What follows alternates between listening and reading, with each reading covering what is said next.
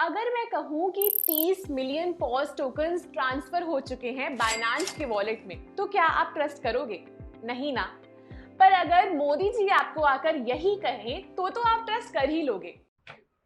हाँ? हाँ। हाँ, बिल्कुल सही सुना आपने। पूरी कम्युनिटी इस वक्त शॉक में है क्योंकि ये ट्रांसफर कोई छोटी बात नहीं है। और इसी के साथ दो अलग अलग लिस्टिंग डेट्स भी सामने आई हैं। एक है 11 अप्रैल और दूसरी है 30 अप्रैल। तो अब सबका एक ही सवाल है, क्या बाइनांस पर पॉज टोकन की लिस्टिंग कंफर्म हो गई है? क्या हमें अब फाइनली वो मोमेंट देखने को मिलेगा जिसका हम सबको एयर ड्रॉप के बाद से इंतजार था? आज की वीडियो में मैं आपको ये सारे प्रूफ्स दिखाने वाली हूँ, official tweet, screenshots, on chain transaction data and market analysis, ताकि आप एक इन्फॉर्म डिसीजन ले सको। इसलिए वीडियो को एंड तक जरूर देखना और हमारे चैनल को सब्सक्राइब जरूर कर लेना, क्योंकि आपको ऐसे ही और अपडेट्स हम देते रहेंगे। अगर आपने बीच में वीडियो स्किप किया तो हो सकता है आपको इंपॉर्टेंट अपडेट मिस कर दो, तो पूरा वीडियो देखना बिना स्किप किए। तो चलिए सबसे पहले बात करते हैं पॉज टोकन के जर्नी की। मार्च के महीने में जब पॉज का एयर ड्रॉप हुआ था तब मार्केट में एक वेव चल गई थी। लोगों ने फ्री में टोकन क्लेम किया और कुछ लोगों ने तो सिर्फ एयर ड्रॉप से 100 से लेके $500 तक कमा लिए। ये बिना किसी इन्वेस्टमेंट के था और इस वजह से इस टोकन का ट्रस्ट लेवल भी काफी स्ट्रॉन्ग बना। लेकिन एयर ड्रॉप के बाद कुछ हफ्तों तक साइलेंस रहा। टीम ने कोई मेजर अपडेट नहीं दिया, लेकिन अप्रैल की शुरुआत में इसका गेम चेंज हुआ। पोस्ट लैब ने अपने ऑफिशियल ट्विटर हैंडल से एक के बाद एक ट्वीट्स करने शुरू कर दिए और हर ट्वीट के बाद एक स्पेकुलेशन और एक्साइटमेंट बढ़ता चला गया। सबसे पहला ट्वीट आया जिसमें सिर्फ दो नंबर्स दिए गए थे, 5 और 6। कोई कॉन्टेक्स्ट नहीं था, लेकिन क्रिप्टो कम्युनिटी ने उसे डिकोड करना शुरू किया।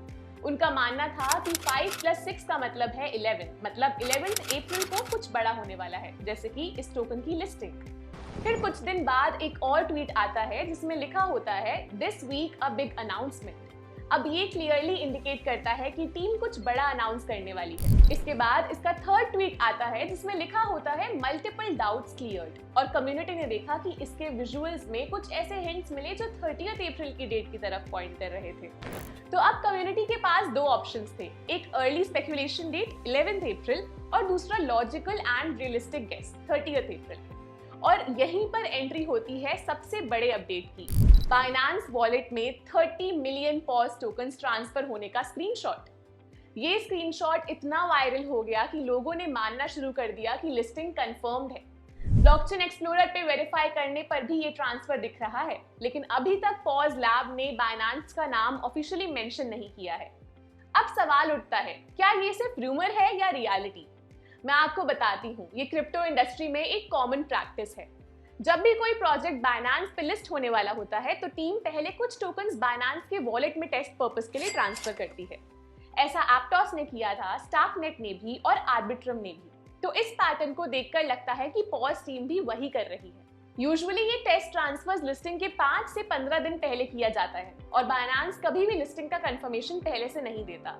जब सब कुछ सेट हो जाता है तभी लास्ट मोमेंट पर ऑफिशियल अनाउंसमेंट होता है। अब बात करते हैं एक्सचेंजेस की पॉसिबिलिटीज की। सबसे पहले नाम आता है बाइनांस का। बाइनांस अगर पॉज टोकन को लिस्ट करता है तो ये सबसे बड़ा मोमेंट होगा इस टोकन के लिए।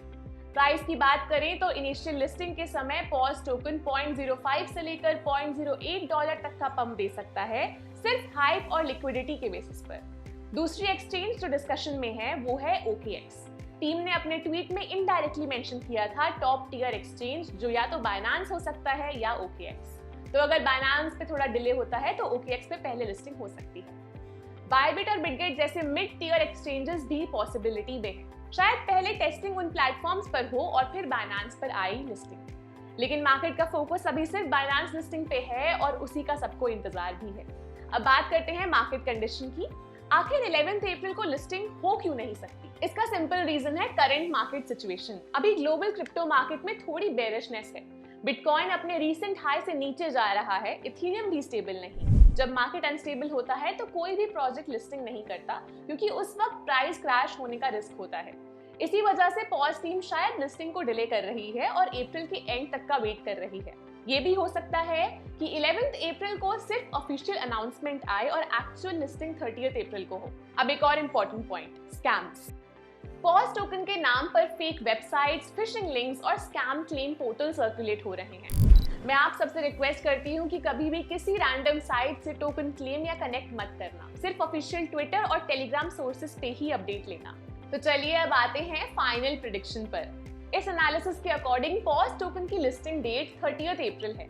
एक्सचेंज जहां सबसे ज्यादा चांस है वो है बाइनेंस या फिर OKX। इनिशियल प्राइस लॉन्च के वक्त 0.04 से लेके $0.07 के बीच हो सकता है, मार्केट कंडीशन और एक्सचेंज पे डिपेंड करेगा।